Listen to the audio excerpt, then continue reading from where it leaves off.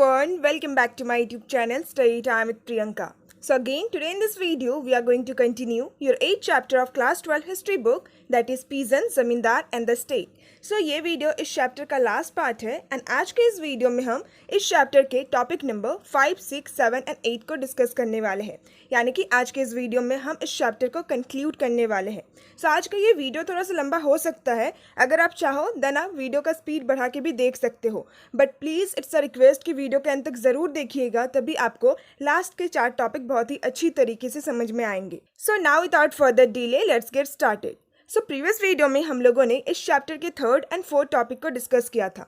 सो 3rd topic में हम लोगों ने ये डिस्कस किया था कि एग्रीगियन सोसाइटी में वेमेन का कैसा कंडीशन होता था, वेमेन का क्या रोल होता था। एंड टॉपिक नंबर 4 में हम लोगों ने फॉरेस्ट के बारे में एंड फॉरेस्ट में रहने वाले फॉरेस्ट ड्वेलर्स के बारे में डिटेल वे में डिस्कस किया था। सो नाउ टॉपिक नंबर 5 में हम लोग ज़मींदार के बारे में डिस्कस करने वाले हैं। सो जैसे कि चैप्टर का नाम ही है द पीजन, ज़मींदार and the state. So previous के सारे ही टॉपिक्स में हम लोगों ने पीजन के बारे में बहुत कुछ डिस्कस कर लिया एंड पीजन्स के बारे में डिस्कशन करने के साथ साथ हम लोग स्टेट के बारे में डिस्कस कर ही रहे। सो नाउ टॉपिक नंबर 5 में हम लोग खासकर ज़मींदार के बारे में डिस्कस करने वाले हैं एंड ज़मींदार के साथ साथ स्टेट का भी जो थोड़ा बहुत रोल होता है सो उसके बारे में भी डिस्कस करेंगे। सो नाउ टॉपिक नंबर 5 को हम लोग डिस्कस करना स्टार्ट करते हैं।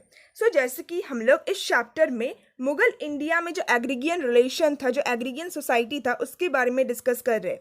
सो हमारा ये जो डिस्कशन है मुगल इंडिया में एग्रीगियन सोसाइटी कैसा था, एग्रीगियन रिलेशन कैसा था, सो हमारा ये जो डिस्कशन है या फिर हमारा ये जो स्टोरी है ये तब तक कंप्लीट नहीं होगा जब तक हम लोग कंट्री साइड यानी कि ग्रामीण क्षेत्र में रहने वाले एक ऐसे क्लास ऑफ पीपल के बारे में नहीं पढ़ते हैं जो कि एग्रीकल्चर प्रोडक्शन से रिलेटेड थे, एग्रीकल्चर प्रोडक्शन के ऊपर डिपेंडेंट थे, बट वो कभी भी डायरेक्टली एग्रीकल्चर प्रोडक्शन के प्रोसेस में पार्टिसिपेट नहीं करते थे।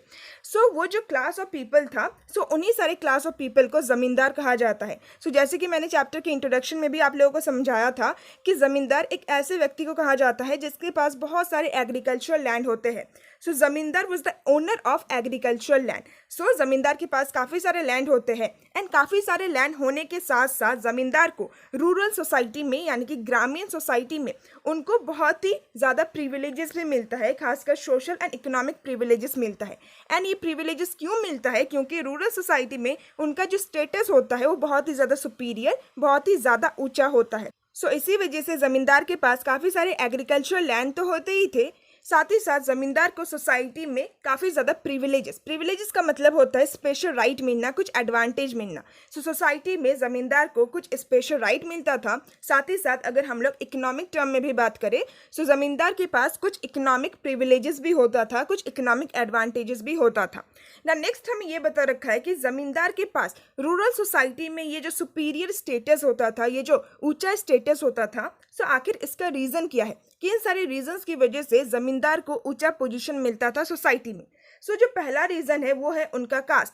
सो कास्ट एक बहुत ही इंपॉर्टेंट फैक्टर है जिसकी वजह से सोसाइटी में ज़मींदार का जो स्टेटस होता था वो बहुत ज़्यादा ऊंचा होता था। सो जनरली ज़मींदार ऊंचे कास्ट से ही बिलोंग करते थे, हायर कास्ट से बिलोंग करते थे। सो उनका कास्ट ऊंचा होता था, इसी वजह से सोसाइटी में उनका जो स्टेटस था वो भी बहुत ज़्यादा ऊंचा होता था। एंड जो सेकेंड रीज़न या फिर जो सेकेंड फैक्टर है वो ये है कि ज़मींदार स्टेट के लिए अपने सर्विस को परफॉर्म किया करते थे, जिसको खिदमत कहा जाता है। यानी कि कई बार ज़मींदार जो मुग़ल स्टेट थे सो उनके लिए काम किया करते थे, अपना सर्विस मुग़ल स्टेट को प्रोवाइड किया करते थे। सो अगर कोई भी व्यक्ति मुग़ल स्टेट के लिए काम कर रहा है, गवर्नमेंट के लिए काम कर रहा है, देन ऑफ कोर्स सोसाइटी में उसका जो स्टेटस होगा वो ऊंचा होगा। सो इन दोनों ही रीज़न की वजह से ज़मींदार का सोसाइटी में जो स्टेटस होता था वो बहुत ही ज़्यादा सुपीरियर होता था। ना नेक्स्ट हमें ये बता रखा है कि ज़मींदार के पास अपना बहुत सारा एग्रीकल्चर लैंड तो होता ही था, बट उसके साथ साथ ज़मींदार के पास अपना बहुत ही बड़ा पर्सनल लैंड भी होता था जिसको मिल्कियात कहा जाता है, जिसका मतलब होता है प्रॉपर्टी। सो ज़मींदार के पास अपना बहुत ज़्यादा पर्सनल प्रॉपर्टी भी होता था। सो उस प्राइवेट लैंड के ऊपर, उस प्राइवेट प्रॉपर्टी के ऊपर ज़मींदार जो भी कल्टीवेशन किया करते थे सो उस कल्टीवेशन को वो अपने प्राइवेट यूज़ के लिए ही इस्तेमाल करते थे, अपने प्राइवेट कंजप्शन के लिए ही इस्तेमाल करते थे। एंड जैसे कि हम लोगों ने फर्स्ट लाइन में डिस्कस किया कि ज़मींदार कभी भी एग्रीकल्चर प्रोडक्शन में खुद डायरेक्टली इन्वॉल्व नहीं रहते थे, यानी कि ज़मींदार खुद कभी भी प्रोडक्शन नहीं करते थे। सो अपने प्राइवेट लैंड में भी ज़मींदार या तो हायर लेबर से काम करवाते थे, यानी कि लेबर को पेमेंट प्रोवाइड करके उनसे काम करवाते थे, एग्रीकल्चर प्रोडक्शन करवाते थे, या फिर ज़मींदार का अगर कोई भी सर्वेंट होता था सो उनके सर्वेंट से वो अपने एग्रीकल्चर फील्ड में काम करवाते थे। सो ज़मींदार का अपने लैंड के ऊपर, अपने प्रॉपर्टी के ऊपर फुल कंट्रोल होता था, फुल अधिकार होता था। सो अगर ज़मींदार चाहे देन वो अपनी मर्जी से अपने प्राइवेट लैंड को बेच भी सकता है, साथ ही साथ ज़मींदार अपने लैंड को ट्रांसफ़र भी कर सकता है। सो मान लीजिए कि अगर किसी भी ज़मींदार का डेथ हो जाता है, देन उनके डेथ होने के बाद उनका जो बेटा है सो उनके बेटे को ज़मींदार का सारा ही जो पर्सनल प्रॉपर्टी है वो मिल जाएगा। सो उनका बेटा ज़मींदार के प्राइवेट प्रॉपर्टी को इनहेरिट कर सकता है। सो इससे हमें क्या पता चलता है कि ज़मींदार का अपने प्रॉपर्टी के ऊपर फुल कंट्रोल होता था। साथ ही साथ अगर ज़मींदार चाहे देन वो अपनी मर्जी से अपने ज़मीन को गिरवी भी रख सकता है। सो ज़मींदार का अपने पर्सनल लैंड, जिसको मिल्कियात कहा जाता है, उसके ऊपर फुल कंट्रोल होता था। ना नेक्स्ट हमें ये बता रखा है कि रूरल सोसाइटी में ज़मींदार का ऊंचा पोजीशन तो होता ही था, सुपीरियर स्टेटस तो होता ही था, साथ ही साथ ज़मींदार के पास काफ़ी सारे एग्रीकल्चर लैंड भी होते थे, बट उसके साथ साथ ज़मींदार के पास काफ़ी सारे पावर भी होते थे। सो नाउ नेक्स्ट हमें यही बता रखा है कि आखिर किन सारे रीजंस की वजह से ज़मींदार को रूरल सोसाइटी में पावर भी मिलता था, ज़मींदार बहुत ज़्यादा पावरफुल भी होते थे। तो जो पहला रीज़न है वो ये है कि ज़मींदार स्टेट के बिहाफ में रेवेन्यू को कलेक्ट किया करते थे। सो जैसे कि अभी हम लोगों ने सेकंड पॉइंट में भी ये डिस्कस किया कि ज़मींदार स्टेट के लिए अपना कुछ सर्विसेज को प्रोवाइड किया करते थे। सो वो सर्विस यही है कि ज़मींदार स्टेट के लिए, स्टेट के बिहाफ में रेवेन्यू को कलेक्ट किया करते थे, एंड इस सर्विस को परफॉर्म करने के बदले में ज़मींदार को फाइनेंशियली पे भी किया जाता था, ज़मींदार को पेमेंट भी मिलता था। सो जनरली क्या होता है कि स्टेट हर एक एग्रीकल्चर लैंड के ऊपर जाके रेवेन्यू को कलेक्ट नहीं कर सकता था। सो इसी वजह से स्टेट ज़मींदार को ये काम दे देते हैं कि आप जिन एरिया के ज़मींदार हो सो उन सारे एरियाज़ में जितने भी पीजन रहते हैं उनके फील्ड में से आप हमें रेवेन्यू को कलेक्ट करके ला दो। सो इस वजह से भी ज़मींदार के पास पावर होता था, क्योंकि ज़मींदार स्टेट का काम करता था, गवर्नमेंट का काम करता था ना। उनके पावर का जो सेकेंड रीज़न है वो ये है कि ज़मींदार का मिलिट्री रिसोर्सेज के ऊपर कंट्रोल होता था। मिलिट्री रिसोर्सेज यानी कि अलग अलग टाइप के जो वेपन्स हो गए, या फिर मिलिट्री के लिए जिन सारे हॉर्सेस का इस्तेमाल किया जाता है, एलिफेंट्स का इस्तेमाल किया जाता है, सो इन सारे मिलिट्री रिसोर्सेज के ऊपर ज़मींदार का कंट्रोल होता था। सो ये भी एक रीज़न है जिसकी वजह से ज़मींदार पावरफुल होते थे ना। जो थर्ड रीज़न है वो ये है कि ज़्यादातर ज़मींदार के पास अपना फोर्ट्रेसेस होता था, यानी कि अपना किला होता था। साथ ही साथ उनके पास अपना आर्म कंटिंजेंट, यानी कि उनके पास अपना खुद का आर्मी ग्रुप भी होता था, एंड उस आर्मी ग्रुप में कैवलरी भी इंक्लूडेड होता था। कैवलरी यानी कि जो घुड़सवार सैनिक होते हैं सो वो भी इंक्लूडेड होता था। साथ ही साथ इन्फेंट्री, इन्फेंट्री का मतलब होता है पैदल सैनिक, सो पैदल सैनिक भी उनके आर्मी ग्रुप में इंक्लूडेड होता था। साथ ही साथ आर्टिलरी, सो आर्टिलरी का मतलब होता है अलग अलग तरीके के वेपन्स, सो उनके आर्मी ग्रुप के पास अलग अलग तरीके के वेपन्स भी होते थे। सो उनका जो आर्मी ग्रुप था उसमें कैवलरी भी इंक्लूडेड होता था, आर्टिलरी भी इंक्लूडेड होता था, साथ ही साथ इन्फेंट्री भी इंक्लूडेड होता था ना। जो फोर्थ रीजन है वो ये है कि अबुल फैजल के अकॉर्डिंग, अबुल फैजल जो कि अकबर के कोर्ट हिस्टोरियन थे, सो अबुल फैजल के अकॉर्डिंग ज़्यादातर जो ज़मींदार होते थे वे लोग अपर कास्ट से ही बिलोंग करते थे। सो ज़्यादातर ज़मींदार या तो ब्राह्मण होते थे या फिर राजपूत होते थे। सो ऊंचा कास्ट होने की वजह से, अपर स्टेटस होने की वजह से भी उनको सोसाइटी में सुपीरियर स्टेटस मिलता था। साथ ही साथ ज़मींदार सोसाइटी में बहुत ज़्यादा पावरफुल भी होते थे। बट कुछ कुछ केसेस में हमें ये भी देखने को मिला है कि इंटरमीडिएट कास्ट से भी ज़मींदार बिलोंग करते थे, एंड कुछ कुछ ज़मींदार मुस्लिम भी होते थे। सो ये चार मेन इंपॉर्टेंट रीज़न है जिन सारे रीज़न की वजह से सोसाइटी में ज़मींदार को बहुत ज़्यादा सुपीरियर स्टेटस भी मिलता था, साथ ही साथ ज़मींदार बहुत ज़्यादा पावरफुल भी होते थे ना। नेक्स्ट हमें बता रखा है अबाउट द ऑरिजिन ऑफ ज़मींदारी। सो ज़मींदारी का मतलब क्या होता है? सो ज़मींदार जिन सारे एग्रीकल्चरल लैंड को ओन करते हैं, जिन सारे एग्रीकल्चरल लैंड के ऊपर कंट्रोल करते हैं, सो उसी को ज़मींदारी कहा जाता है। सो नाउ नेक्स्ट हमें ज़मींदारी के ऑरिजिन के बारे में ही बता रखा है, यानी कि ज़मींदार के पास इतने सारे एग्रीकल्चरल लैंड होते थे। सो आखिर इतने सारे एग्रीकल्चरल लैंड का सोर्स क्या है? ज़मींदार के पास किस तरीके से इतने सारे एग्रीकल्चरल लैंड आते थे? इतने सारे ज़मींदारी का आखिर ऑरिजिन क्या है? सो जो पहला रीजन है ज़मींदारी का वो ये है that according to the contemporary documents, यानी कि उस टाइम पीरियड के डॉक्यूमेंट्स के अकॉर्डिंग कॉन्क्वेस्ट एक बहुत ही इंपॉर्टेंट सोर्स होता था जिसके थ्रू ज़मींदार अपनी ज़मींदारी को एक्सपेंड करते थे, ज़मींदारी की ऑरिजिन का कॉन्क्वेस्ट एक बहुत ही इंपॉर्टेंट सोर्स हुआ करता था। कॉन्क्वेस्ट यानी कि कई सारे ऐसे जमींदार होते थे जो कि दूसरे के लैंड के ऊपर कॉन्क्वेस्ट करते थे, दूसरे के लैंड को कंट्रोल करते थे। सो कॉन्क्वेस्ट के थ्रू, कंट्रोल के थ्रू जमींदार अपने एग्रीकल्चर लैंड को बहुत ज्यादा एक्सपेंड करते थे। एंड नाउ जो सेकंड रीजन है जमींदारी के ओरिजिन का या फिर जमींदारी के एक्सपेंशन का, वो ये है that zamindari was also expanding by the disposition of weaker people. So कई सारे ऐसे जमींदार होते थे या फिर जो पावरफुल मिलिट्री चीफ्टेन होते थे, वो लोग क्या करते थे, वे लोग जो विकर पीपल होते थे, जो विकर पीजन होते थे, सो उनके लैंड से उनको बेदखल कर देते थे, उनके लैंड से उनको हटा देते थे, डिस्प्लेस कर देते थे एंड उसके बाद उनके लैंड के ऊपर कंट्रोल कर लेते थे। सो इस तरीके से भी जमींदार अपनी जमींदारी को एक्सपेंड किया करते थे। ना नेक्स्ट में बता रखा है अबाउट द कंसोलिडेशन ऑफ जमींदारी, यानी कि जमींदार के पास इतने सारे जो एग्रीकल्चर लैंड होते थे, इतने सारे जो जमींदारी होती थी, सो आखिर जमींदार किस तरीके से इतने सारे लैंड को कंसोलिडेट करते थे, यानी कि इंटीग्रेट करके रखते थे, उसको और ज़्यादा एक्सपेंड करते थे, उसको और ज़्यादा मजबूत बनाते थे। सो जमींदार अपनी जमींदारी को अलग अलग मेथड के थ्रू, अलग अलग तरीके से कंसोलिडेट करने की कोशिश करते थे। सो पहला है by colonisation of new land, यानी कि जमींदार न्यू एरिया ऑफ लैंड को कॉलोनाइज करते थे, यानी कि उसको कंट्रोल करते थे। दूसरा है बाय ट्रांसफरिंग द राइट। सो किसी भी एग्रीकल्चर लैंड के ऊपर अगर किसी पीजन का राइट होता है, सो उस राइट को वो अपने आप के ऊपर ट्रांसफर कर लेते थे। सो इस तरीके से भी जमींदार अपने जमींदारी को कंसोलिडेट किया करते थे, उसको और ज़्यादा एक्सपेंड किया करते थे। तीसरा तरीका है by the order of the state. So अगर मुगल स्टेट ऑर्डर दे रहा है कि ये जो पर्टिकुलर एग्रीकल्चर लैंड है, ये हमने उस जमींदार को दिया, सो स्टेट के ऑर्डर की वजह से भी जमींदार के पास काफ़ी सारे एग्रीकल्चर लैंड आ जाते थे।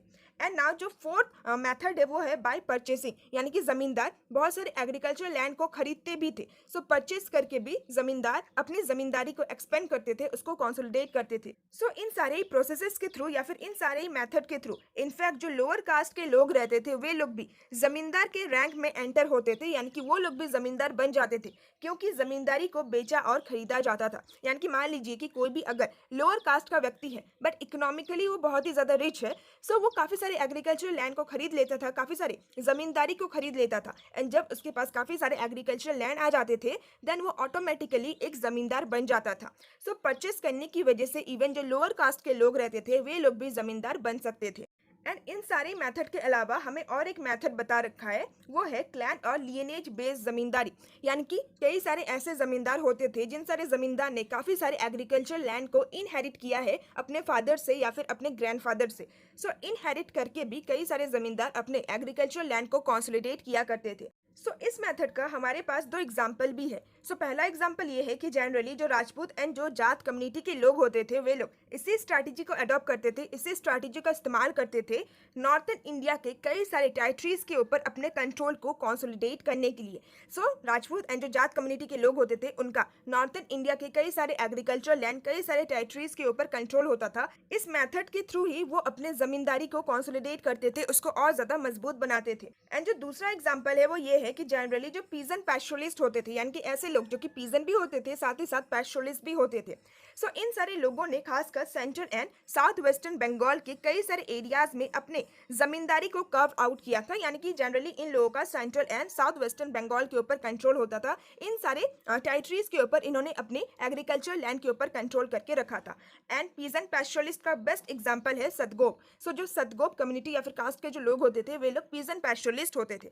सो विद दिस हम लोगों ने इन सारे मेथड के बारे में डिस्कस किया, जिसके थ्रू जमींदार अपनी जमींदारी, अपने एग्रीकल्चरल लैंड को कंसोलिडेट किया करते थे। ना नेक्स्ट हमें बता रखा है अबाउट द रिलेशनशिप ऑफ जमींदार एंड पीजन। सो जमींदार एंड पीजन के बीच में कैसा रिलेशनशिप होता था, सो नेक्स्ट हमें इसी के बारे में बता रखा है। सो जनरली जब भी हम लोग जमींदार के बारे में सोचते हैं, सो हम लोग जमींदार को एक एक्सप्लॉयटेटिव क्लास ही मानते हैं, यानी कि एक ऐसा क्लास जो कि बहुत ही ज्यादा एक्सप्लॉयटेशन करता है पीजन्स के ऊपर।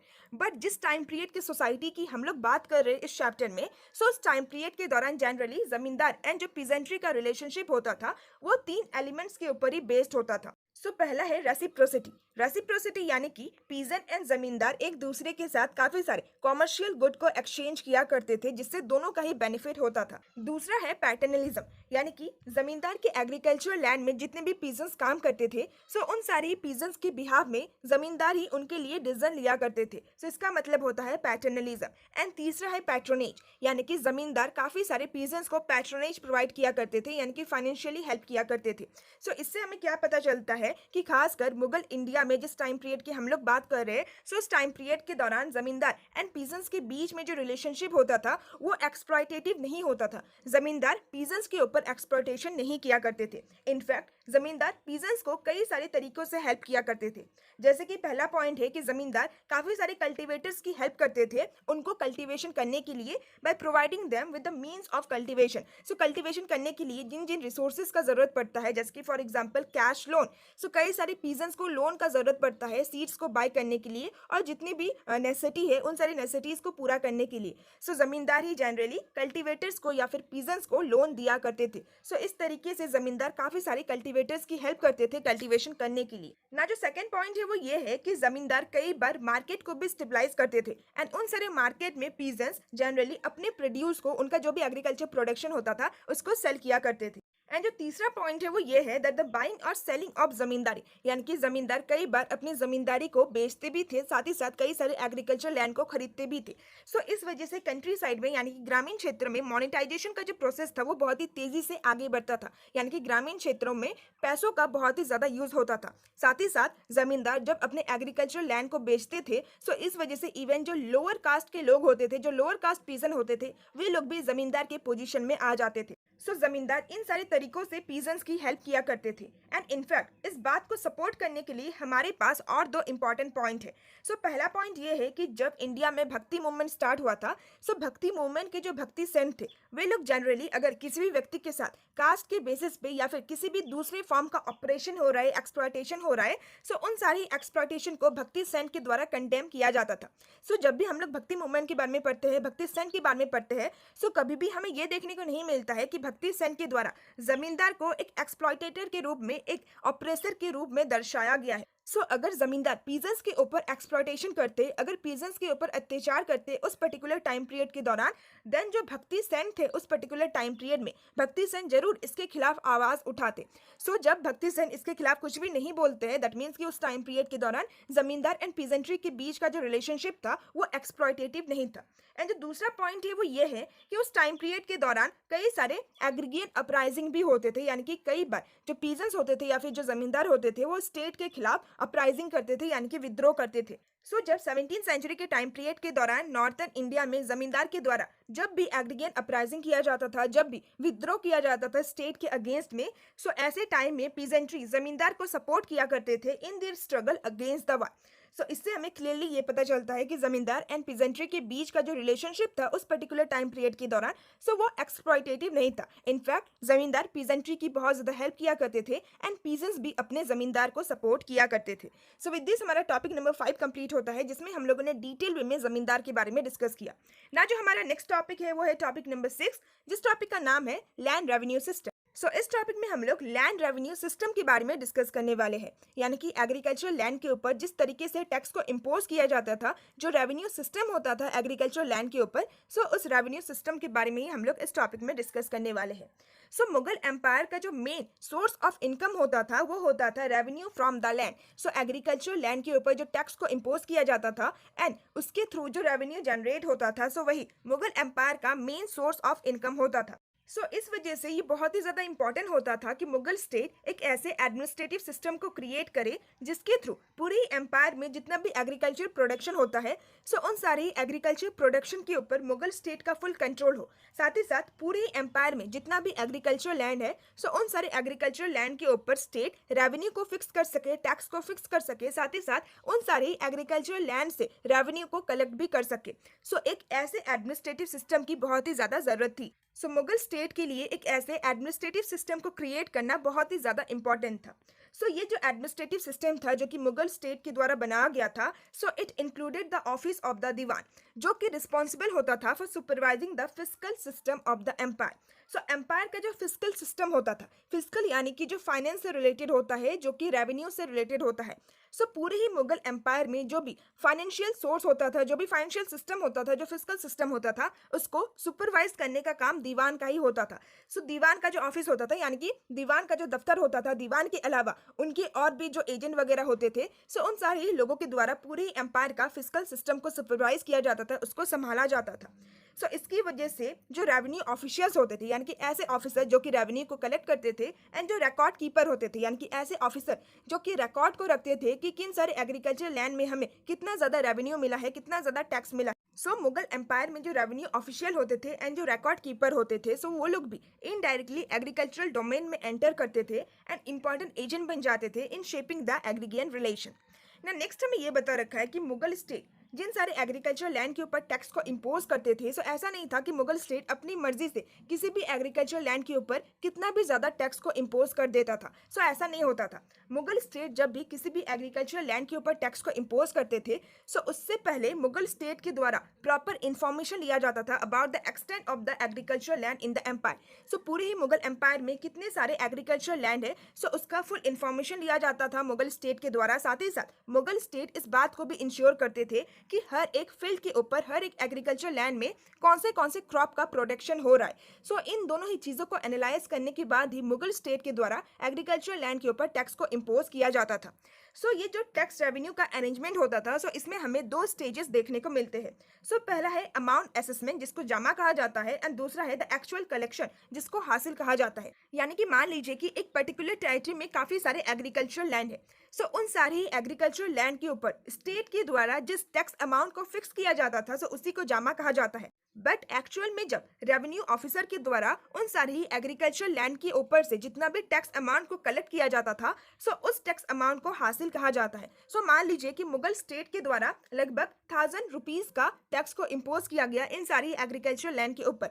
बट जब रेवेन्यू ऑफिसर के द्वारा कलेक्शन किया गया, सो कलेक्शन में सिर्फ 100 रुपीज का ही कलेक्शन हुआ। सो ये जो 1000 रुपीज का अमाउंट है जो कि स्टेट के द्वारा फिक्स किया गया था, सो इसी को जमा कहा जाता है। एंड ये जो 800 का एक्चुअल कलेक्शन हुआ है, सो इसको हासिल कहा जाता है। सो कई सारे लोकल रीजन की वजह से पीजेंट्स के ऊपर जो टैक्स अमाउंट को इम्पोज किया जाता था स्टेट के द्वारा, सो उस टैक्स अमाउंट को पीजेंट्स पे नहीं कर पाते थे। जैसे कि मान लीजिए कि फॉर एग्जांपल कि किसी एक पर्टिकुलर एरिया में बहुत ही ज़्यादा फ्लड आया था, बहुत ही ज़्यादा बाढ़ आया था। सो बाढ़ के कारण उस पर्टिकुलर एरिया में जो एग्रीकल्चर प्रोडक्शन था वो एकदम बर्बाद हो गया। सो इस वजह से स्टेट को ना चाहते हुए भी उन सारी पीजेंट्स से कम टैक्स को ही वसूलना पड़ेगा। सो इस वजह से कभी कभार जो एक्चुअल टैक्स को इम्पोज किया जाता था एंड जो एक्चुअल कलेक्शन होता था, उसमें हमें डिफरेंसेस देखने को मिलता है। सो जो लैंड रेवेन्यू का अरेंजमेंट था, इसमें हमें दो स्टेज देखने को मिलता है। पहला है जामा एंड दूसरा है हासिल। सो अकबर के द्वारा अपने रेवेन्यू कलेक्टर को ये ऑर्डर दिया गया था कि रेवेन्यू कलेक्टर ज़्यादा से ज़्यादा कोशिश करे, ज़्यादा से ज़्यादा ट्राई करे कि वो कल्टीवेटर से कैश में ही पेमेंट को ले। बट अगर कोई भी कल्टीवेटर कैश में पेमेंट नहीं दे पा रहा है, देन वो काइन में भी पेमेंट को दे सकता है। काइन में पेमेंट देने का मतलब है कि वो अपने एग्रीकल्चर प्रोडक्शन को भी टैक्स के रूप में दे सकता है। सो मुगल स्टेट के द्वारा जब भी किसी भी एग्रीकल्चर लैंड के ऊपर टैक्सेशन को फिक्स किया जाता था, जब भी रेवेन्यू को फिक्स किया जाता था, सो उस टाइम पीरियड के दौरान मुगल स्टेट का एक ही मोटिव होता था कि हमें अपना क्लेम्स को मैक्सिमाइज करना है, हमें अपने रेवेन्यू को मैक्सिमाइज करना है। क्योंकि एग्रीकल्चर लैंड के ऊपर से जो रेवेन्यू आता था वही मेन सोर्स ऑफ इनकम होता था मुगल एम्पायर में। सो विद दिस हम लोगों ने लैंड रेवेन्यू सिस्टम के बारे में बहुत ही डिटेल में डिस्कस किया। ना नेक्स्ट हमें बता रखा है about the measurement of land. So उस टाइम पीरियड के दौरान मुगल एम्पायर के द्वारा एग्रीकल्चर लैंड को मेजर भी किया जाता था। सो नाउ नेक्स्ट हमें लैंड के मेजरमेंट के बारे में ही बता रखा है।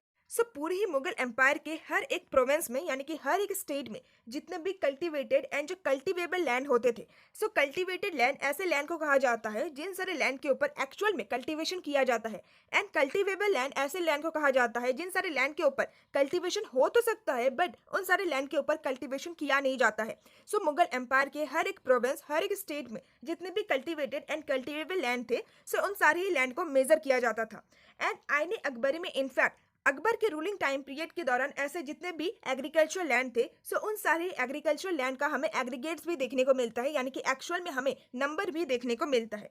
सो ये जो एक एफर्ट था एग्रीकल्चर लैंड को मेजर करने का, सो ये कंटिन्यू रहता है अंडर द सब्सिक्वेंट एम्पायर। सो अकबर के डेथ होने के बाद भी अकबर के दूसरे जितने भी सक्सेसर थे, दूसरे जितने भी मुगल एम्पायर थे, सो उन्होंने भी इस मेथड को कंटिन्यू रखा। वो लोग भी अपने एम्पायर के हर एक एग्रीकल्चर लैंड को मेजर किया करते थे। जैसे कि फॉर एग्जांपल 1665 के टाइम पीरियड के दौरान औरंगजेब के द्वारा अपने रेवेन्यू ऑफिशियल को ये इंस्ट्रक्शन दिया गया था, ये ऑर्डर दिया गया था कि वे लोग हर एक विलेज में जितने भी कल्टीवेटर्स है, सो कल्टीवेटर्स के नंबर को भी रिकॉर्ड करे एनुअली, यानी कि हर साल हर एक विलेज में कितने सारे कल्टीवेटर्स है, सो उन सारे कल्टीवेटर्स के रिकॉर्ड को भी प्रिपेयर करे। बट इतना ज्यादा एफर्ट करने के बावजूद भी पूरी ही मुगल एम्पायर में कितने सारे एरियाज थे, सो उसको सक्सेसफुली मेजर नहीं किया गया था, क्योंकि जैसे कि हम लोगों ने पहले भी डिस्कस किया था कि पूरे ही इंडियन सबकॉन्टिनेंट में काफी सारे फॉरेस्ट के एरियाज भी थे। सो इस वजह से ये जो मेजरमेंट था ये अधूरा रहता है, पूरी एरियाज को मेजर नहीं किया जाता है। So with this topic number 6 भी कंप्लीट होता है।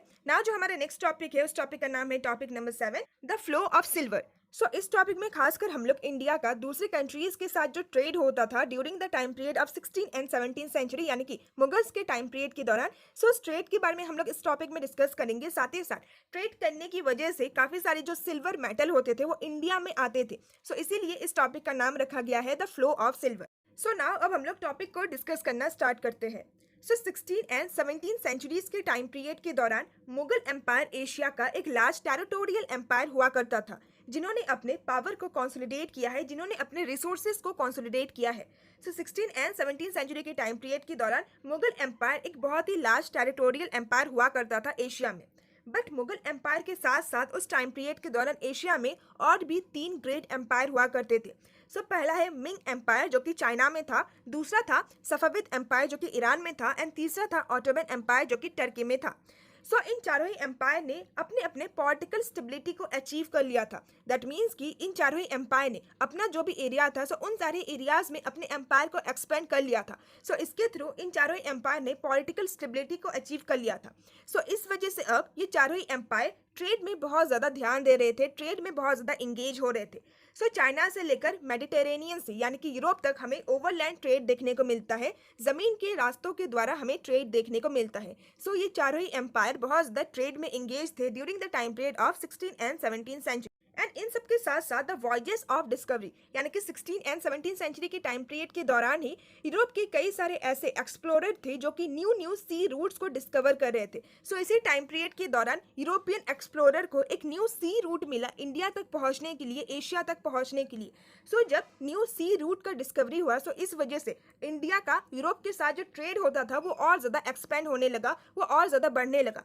साथ ही साथ इसी टाइम पीरियड के दौरान न्यू वर्ल्ड का भी ओपनिंग हुआ था, यानी कि अमेरिका का भी डिस्कवरी हुआ था। सो इस वजह से इंडिया का यूरोप के साथ, अमेरिका के साथ जो ट्रेड था वो बहुत ही ज़्यादा एक्सपेंड होने लगा। सो जैसे कि इंडिया एंड दूसरे यूरोपियन कंट्रीज के बीच में ट्रेड बहुत ही ज़्यादा एक्सपेंड हुआ, बहुत ही ज़्यादा बढ़ा। सो इंडिया में कई सारे ऐसे गुड्स थे, कई सारे ऐसे प्रोडक्ट थे जिसको यूरोप में एक्सपोर्ट किया जाता था, एंड उसके बदले यूरोपियन कंट्रीज इंडिया को सिल्वर बुलियन पे किया करता था, यानी कि सिल्वर मेटल ब्रिक्स के फॉर्म में पे किया करता था। सो ये इंडिया के लिए बहुत ही ज़्यादा अच्छा था, क्योंकि इंडिया में सिल्वर नेचुरल रिसोर्सेज ज़्यादा अवेलेबल नहीं थे। सो ट्रेड के थ्रू इंडिया में काफ़ी सारे सिल्वर बुलियन आ रहे थे। So as a result the period between the 16 and 17th century was also marked by a remarkable stability in the availability of metal currency, particularly the silver rupiah in India. So as a result 16 and 17 centuries के time period के दौरान हमें एक remarkable stability देखने को मिलता है in the availability of metal currency, particularly silver रुपया इन इंडिया, यानी कि इंडिया में मेटल करेंसी का बहुत ज़्यादा सर्कुलेशन हो रहा था, पर्टिकुलरली सिल्वर कॉइन्स का बहुत ही ज़्यादा सर्कुलेशन हो रहा था। सो काफ़ी सारे सिल्वर मेटल होने की वजह से उस टाइम पीरियड के दौरान काफ़ी सारे सिल्वर के कॉइन्स को मिंट किया गया, यानी कि छापा गया, एंड काफ़ी ज़्यादा सिल्वर के कॉइन्स का सर्कुलेशन हमें देखने को मिला ना। नेक्स्ट हमें एक इटालियन ट्रैवलर के बारे में बता रखा है जिनका नाम था जियोवानी कैरेरी। सो वो लगभग 1690 के टाइम पीरियड के दौरान इंडिया से पास होते हैं। सो उनका जो अकाउंट है, सो उनके अकाउंट के थ्रू हमें पता चलता है कि किस तरीके से सिल्वर पूरी ही ग्लोब में ट्रैवल करते हुए इंडिया पहुंचता था, यानी कि किस तरीके से सिल्वर यूरोप से ट्रैवल करते हुए इंडिया आता था। साथ ही साथ उनके अकाउंट को पढ़ने के बाद हमें इस बात का भी आइडिया मिलता है कि 17th सेंचुरी के टाइम पीरियड के दौरान इंडिया में कितना ज़्यादा कैश एंड कितना ज़्यादा कमोडिटी का ट्रांजैक्शन हो रहा था, कितना ज़्यादा एक्सचेंज हो रहा था कमोडिटी का एंड कैश का। 17th सेंचुरी के टाइम पीरियड के दौरान इंडिया में कितना ज़्यादा कमोडिटीज़ एंड कैश का इंपोर्ट एक्सपोर्ट हो रहा था। सो विद दिस हमारा टॉपिक नंबर 7 भी कंप्लीट होता है। सो नाउ अब इस चैप्टर का जो लास्ट टॉपिक है वो है टॉपिक नंबर 8। सो टॉपिक का नाम है द आईने अकबरी ऑफ अबुल फैजल अलामी। सो इस टॉपिक में हम लोग अबुल फैजल अलामी जो कि अकबर के कोर्ट हिस्टोरियन थे, सो उनके द्वारा जो आईने अकबरी लिखा गया था, सो उसके बारे में डिस्कस करने वाले हैं। सो एम्पेरर अकबर के द्वारा एक large historical administrative project of classification को रेडी करने का ऑर्डर दिया गया था, टास्क दिया गया था अबुल फैजल को। सो आईने अकबरी इसी लार्ज हिस्टोरिकल एडमिनिस्ट्रेटिव प्रोजेक्ट का एक पार्ट है जो कि अबुल फैजल के द्वारा लिखा गया था। सो आईने अकबरी 1598 में कंप्लीट होता है एंड ये साल अकबर का 42nd रूलिंग ईयर था। सो आईने अकबरी को लगभग 5 बार रिवाइज किया गया था एंड उसके बाद ही फाइनली 1598 में आईने अकबरी कंप्लीट होता है, आईने अकबरी को पब्लिश किया जाता है। And as we have discuss कि आईने अकबरी हिस्ट्री राइटिंग का जो एक लार्जर प्रोजेक्ट था, सो उसी लार्जर प्रोजेक्ट का एक पार्ट है that was commission by Akbar, यानी कि अकबर के द्वारा ही ये हिस्ट्री राइटिंग का ऑर्डर दिया गया था। एंड ये जो हिस्ट्री राइटिंग है उस हिस्ट्री राइटिंग का नाम है अकबरनामा एंड अकबरनामा में हमें 3 बुक्स देखने को मिलते हैं। सो जनरली अकबर ये चाहते थे कि उनके रूलिंग टाइम पीरियड के दौरान जितना कुछ भी हो रहा है सो उन सारी चीज़ों का एक हिस्टोरिकल रिकॉर्ड रखा जाए। सो वो जो लार्जर प्रोजेक्ट था हिस्ट्री राइटिंग का, सो उसका नाम है अकबरनामा। सो अकबरनामा में अकबर से रिलेटेड जितना भी इंफॉर्मेशन है, अकबर के जन्म से लेकर अकबर की मृत्यु तक जितना भी इंफॉर्मेशन है, सो सारा ही इंफॉर्मेशन हमें अकबरनामा में देखने को मिलता है। सो अकबरनामा भी 3 बुक से मिलके बना है। सो अकबरनामा का जो पहला एंड जो सेकंड बुक है, सो उसमें हमें हिस्टोरिकल नैरेटिव देखने को मिलता है, यानी कि अकबर की हिस्ट्री के बारे में पता चलता है। एंड अकबरनामा का जो तीसरा बुक था, सो तीसरा बुक का ही नाम है आईने अकबरी। सो अकबरनामा 3 बुक से बना है। सो 3 बुक्स में से जो थर्ड बुक था, सो उसी का नाम है आईने अकबरी। सो आईने अकबरी अकबरनामा का ही एक पार्ट था। सो आईने अकबरी तीसरा बुक है एंड आईने अकबरी में हमें डिटेल इंफॉर्मेशन मिलता है अबाउट द इम्पेरियल रेगुलेशन, यानी कि पूरे ही मुगल एम्पायर में जो रूल्स एंड रेगुलेशन था, कैसा एडमिनिस्ट्रेशन होता था, सो इन सारी चीज़ों के बारे में हमें आईने अकबरी में डिटेल इंफॉर्मेशन मिलता है। साथ ही साथ पूरे ही मुगल एम्पायर में कितने सारे प्रोविंसेस थे, कितने सारे टेरिटरीज थे, कितने सारे प्लेसेस थे, सो उन सारी ही चीज़ों का लिस्ट मिलता है हमें आईने अकबरी में। इसके अलावा आईने अकबरी में हमें डिटेल इंफॉर्मेशन मिलता है about the organisation of the court. So जो मुगल कोर्ट था, जो मुगल राज दरबार था, सो उसको किस तरीके से ऑर्गेनाइज किया जाता था, सो इससे रिलेटेड हमें आईने अकबरी में बहुत ज़्यादा इंफॉर्मेशन मिलता है। साथ ही साथ मुगल एम्पायर का जो एडमिनिस्ट्रेशन था, जो प्रशासन था एंड जो मुगल आर्मी था, जो मिलिट्री था, सो इससे रिलेटेड भी हमें आईने अकबरी में बहुत ज़्यादा इंफॉर्मेशन मिलता है। तीसरा है about the source of revenue. So Mughal empire का सोर्स ऑफ रेवेन्यू क्या था, किन सारे सोर्सेज से मुगल एम्पायर को रेवेन्यू मिलता था, सो इससे रिलेटेड भी हमें आईने अकबरी में इंफॉर्मेशन मिलता है। साथ ही साथ अकबर के टाइम पीरियड के दौरान पूरे ही मुगल एम्पायर में जितने भी प्रोविंसेस थे, जितने भी स्टेट थे, सो उन सारे प्रोविंसेस के फिजिकल लेआउट के बारे में भी हमें आईने अकबरी में इंफॉर्मेशन मिलता है। इसके अलावा अकबर के रूलिंग टाइम पीरियड के दौरान लोगों का जो लिटरेसी था, लोगों का जो कल्चर था या फिर जो रिलीजियस ट्रेडिशन था, सो इसके बारे में भी हमें आईने अकबरी में इंफॉर्मेशन मिलता है। अकबर के गवर्नमेंट में जो अलग अलग डिपार्टमेंट थे या फिर पूरी एम्पायर में जो अलग अलग प्रोविंसेस थे जिसको सूबास कहा जाता है, एंड हर एक प्रोविंसेस का जो क्वांटिटेटिव इंफॉर्मेशन है, सो ये सारा ही इंफॉर्मेशन हमें आईने अकबरी में देखने को मिलता है। सो नाउ अब आगे बढ़ने से पहले एक चीज़ मैं आप लोगों को क्लियर कर देती हूँ कि पूरा ही जो मुगल एम्पायर था, सो पूरा ही मुगल एम्पायर काफ़ी सारे प्रोविंसेस में डिवाइडेड था। सो प्रोविंसेस को आप लोग आज के टाइम पीरियड के स्टेट के साथ कंपेयर कर सकते हो। एंड जितने भी प्रोविंसेस थे, सो प्रोविंसेस भी कई सारी सरकार में डिवाइडेड था। सो सरकार को आप आज के टाइम पीरियड के डिस्ट्रिक्ट के साथ कंपेयर कर सकते हो। एंड नाउ कई सारे जो डिस्ट्रिक्ट थे वो परगनास या फिर महल्स में डिवाइडेड था। एंड परगनास कई सारे ग्राम के कंपोजिशन से बनता था, कई सारे विलेजेस के कंपोजिशन से बनता था। सो ऐसा आपको पूरे ही मुगल एम्पायर का एक एडमिनिस्ट्रेटिव स्ट्रक्चर देखने को मिलेगा। सबसे ऊपर है एम्पायर, उसके नीचे सूबा यानी कि प्रोविंस, उसके नीचे सरकार यानी कि डिस्ट्रिक्ट, उसके नीचे परगना या फिर महल एंड उसके नीचे ग्राम यानी कि विलेजेस। ना नेक्स्ट हमें ये बता रखा है कि आईने अकबरी भी 5 बुक से मिलके बना है जिसको दफ्तार कहा जाता है। सो सबसे पहले तो आईने अकबरी खुद तीसरा बुक है अकबरनामा का, एंड आईने अकबरी में भी हमें और 5 बुक देखने को मिलते हैं जिसको दफ्तार कहा जाता है। सो 5 बुक में से शुरुआत का जो पहला 3 बुक है, सो उसमें हमें एडमिनिस्ट्रेशन से रिलेटेड बहुत ज़्यादा इंफॉर्मेशन मिलता है। सो आईने अकबरी का जो पहला बुक है उस बुक का नाम है मंजिल आबादी। सो मंजिल आबादी में हमें इंपेरियल हाउस होल्ड के बारे में बहुत ज़्यादा इंफॉर्मेशन मिलता है, यानी कि रॉयल फैमिली के बारे में बहुत ज़्यादा इंफॉर्मेशन मिलता है एंड किस तरीके से रॉयल हाउस होल्ड को मेंटेन किया जाता था, घर परिवार को किस तरीके से मेंटेन किया जाता था। सो इन सारी चीज़ों से रिलेटेड हमें मंजिल आबादी में इंफॉर्मेशन मिलता है। आईने अकबरी का जो दूसरा बुक है उस बुक का नाम है सिपा आबादी। सो सिपा आबादी में हमें मुगल एम्पायर के मिलिट्री से रिलेटेड इंफॉर्मेशन मिलता है, साथ ही साथ मुगल एम्पायर का जो सिविल एडमिनिस्ट्रेशन था, सो उससे रिलेटेड इंफॉर्मेशन मिलता है एंड मुगल एम्पायर में किस तरीके से सर्वेंट्स को स्टेबलाइज किया जाता था, सर्वेंट को रिक्रूट किया जाता था। सो इन सारी चीज़ों से रिलेटेड हमें इंफॉर्मेशन मिलता है in the second book of आईने अकबरी। एंड इसके अलावा भी मुगल एम्पायर में जो इंपॉर्टेंट इंपेरियल ऑफिसर्स होते थे, जैसे कि मनसबदार या फिर जो बहुत ही बुद्धिमान व्यक्ति होते थे, जो पोएट होते थे या फिर जो आर्टिस्ट होते थे, सो इन सारे ही इंपेरियल ऑफिसर्स के हमें शॉर्ट बायोग्राफीज देखने को मिलता है सिपा आबादी में। एंड आईने अकबरी का जो तीसरा बुक है सो उस बुक का नाम है मुल्क आबादी। सो मुल्क आबादी में हमें एम्पायर का फिजिकल साइड देखने को मिलता है, यानी कि जो पैसों से लेकर फाइनेंशियल जो इंफॉर्मेशन होता है एम्पायर का, सो वो सब कुछ हमें मुल्क आबादी में देखने को मिलता है। सो मुल्क आबादी में हमें रिच इंफॉर्मेशन मिलता है, इनफैक्ट हमें क्वांटिटेटिव इंफॉर्मेशन मिलता है, यानी कि नंबर्स के फॉर्म में इंफॉर्मेशन मिलता है अबाउट द रेवेन्यू रेट। सो उस टाइम पीरियड के दौरान, खासकर अकबर के रूलिंग टाइम पीरियड के दौरान, अकबर एग्रीकल्चर फील्ड के ऊपर कितना ज्यादा रेवेन्यू रेट को इम्पोज करते थे, कितना ज्यादा टैक्स लगाते थे। सो नंबर के फॉर्म में हमें ये सारा इंफॉर्मेशन मिलता है। इसके अलावा जितने भी सूबास थे, यानी कि जितने भी प्रोविंसेस थे पूरे ही एम्पायर में, सो हर एक सूबा का जो जियोग्राफिक, टोपोग्राफिक एंड जो इकोनॉमिक प्रोफाइल था, सो इन सारी चीजों से रिलेटेड हमें इंफॉर्मेशन मिलता है। इसके अलावा पूरे एम्पायर में जो एडमिनिस्ट्रेशन एंड जो फिजिकल डिवीजन किया गया था, जो कि मैंने आपको बताया कि पूरी जो एम्पायर था वो सूबास में डिवाइडेड था, हर एक सूबा सरकार्स में डिवाइडेड था, उसके बाद परगानास एंड ग्राम। सो ये जो फिजिकल या फिर ये जो एडमिनिस्ट्रेटिव डिवीजन है, सो इसके बारे में भी हमें इंफॉर्मेशन मिलता है मुल्क आबादी में। इसके अलावा जो टोटल मेजर्ड एरिया है उसका भी हमें नंबर के फॉर्म में इंफॉर्मेशन मिलता है। एंड जो एसेस्ड रेवेन्यू है, जिसको जामा कहा जाता है, यानी कि स्टेट के द्वारा हर एक एग्रीकल्चर लैंड के ऊपर जो टैक्स को इम्पोज किया जाता है, सो उससे रिलेटेड भी हमें इंफॉर्मेशन मिलता है मुल्क आबादी में। सो मुल्क आबादी में खासकर हमें एम्पायर का जो फाइनेंशियल सिस्टम है उससे रिलेटेड इंफॉर्मेशन मिलता है।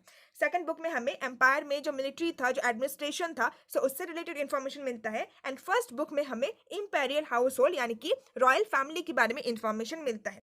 ना नेक्स्ट हमें ये बता रखा है कि आईने अकबरी में सबसे पहले तो हमें पूरे ही मुगल एम्पायर के बारे में इंफॉर्मेशन मिलता है। उसके बाद मुगल एम्पायर जो अलग अलग सूबा यानी कि अलग अलग जो प्रोविंसेस में डिवाइडेड था, सो अलग अलग सूबास का हमें डिटेल इंफॉर्मेशन मिलता है। एंड उसके बाद हर एक सूबा, हर एक प्रोविंस जो अलग अलग सरकार में डिवाइडेड था, जो अलग अलग डिस्ट्रिक्ट में डिवाइडेड था, सो उससे रिलेटेड भी हमें इंफॉर्मेशन मिलता है in the form of table. So एक टेबल के फॉर्म में हमें ये सारा ही इंफॉर्मेशन मिलता है। एंड उस टेबल में हमें 8 कॉलम्स देखने को मिलते हैं।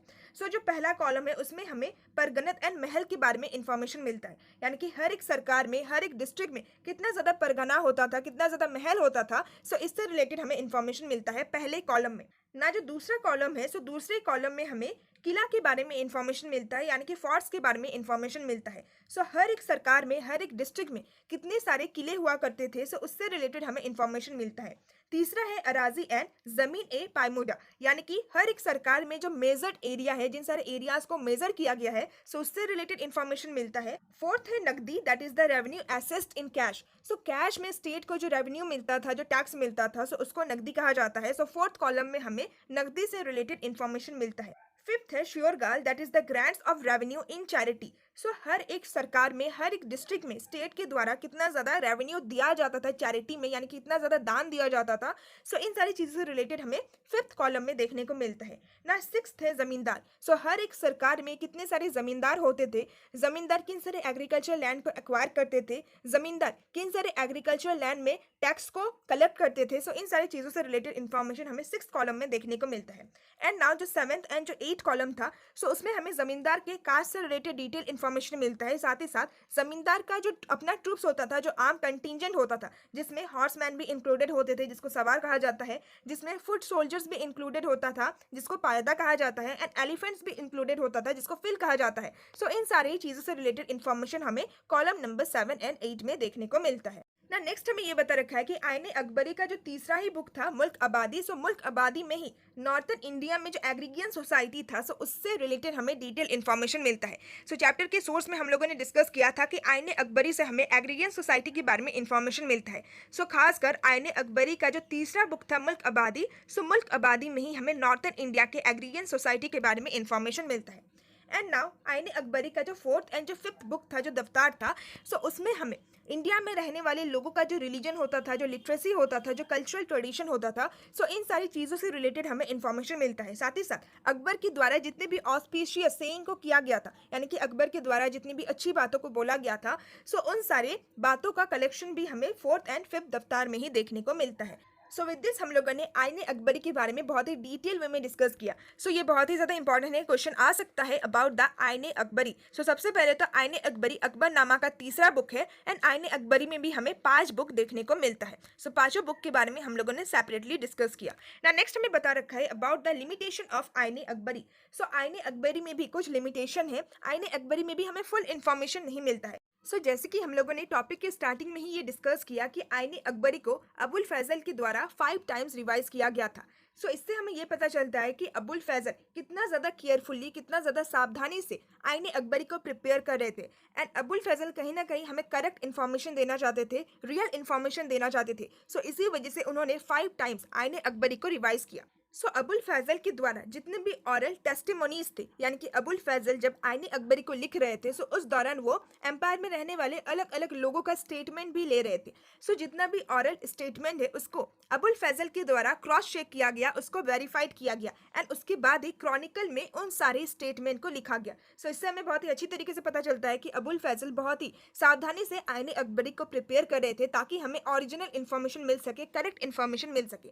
साथ ही साथ आईन अकबरी में जो क्वांटिटेटिव सेक्शन है, यानी कि वो सेक्शन जहाँ पे हमें नंबर्स के फॉर्म में इंफॉर्मेशन देखने को मिलता है।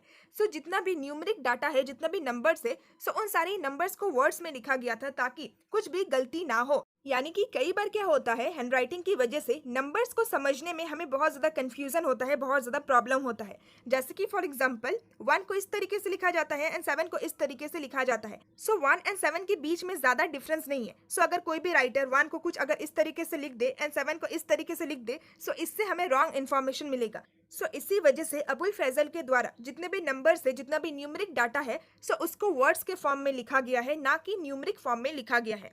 नेक्स्ट हमें ये बता रखा है कि ऐसे हिस्टोरियन जो कि आईन अकबरी को केयरफुली स्टडी करते हैं, सो आईन अकबरी को स्टडी करने के बाद हिस्टोरियंस ने कुछ प्रॉब्लम्स को फाइंड आउट किया है, कुछ लिमिटेशन को फाइंड आउट किया है। जैसे कि पहला जो प्रॉब्लम है वो ये है, the numerous error in totalling have been detached.